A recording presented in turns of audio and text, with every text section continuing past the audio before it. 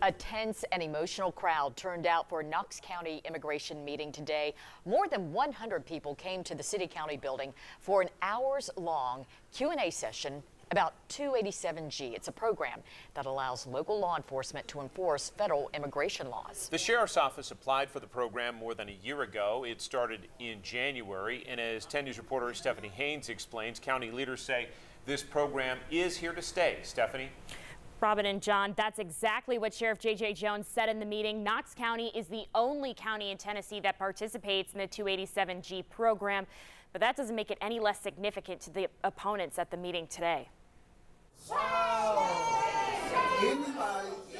It was slated as an hour-long meeting to answer questions about the 287G program, which allows local law enforcement to enforce federal immigration laws. You're not from here. You don't see our community.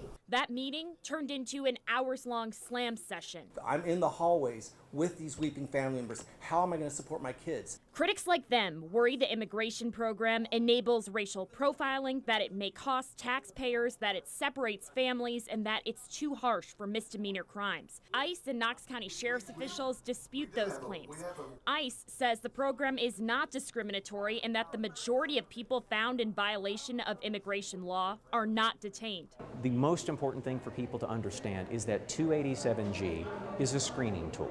It does not grant any additional arrest authority. The Knox County Sheriff's Office says only a small percentage of its arrests since the program began include people that are not born in the U.S., and an even smaller percentage of that face further immigration charges. Sheriff Jones says immigration horror stories are not happening in Knox County, despite any outside research. They're not happening here, period. I know that. So she lied. Her research is a lie. She made that up.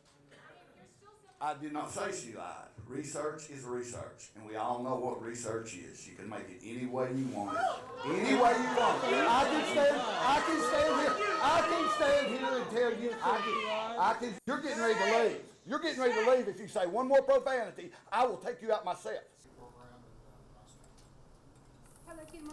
Now, there are no ICE detention facilities in the state of Tennessee. If someone is booked on immigration charges here in Tennessee, they are taken to the regional facility in Louisiana. Robin and John. Stephanie Haynes on the story. Thank you.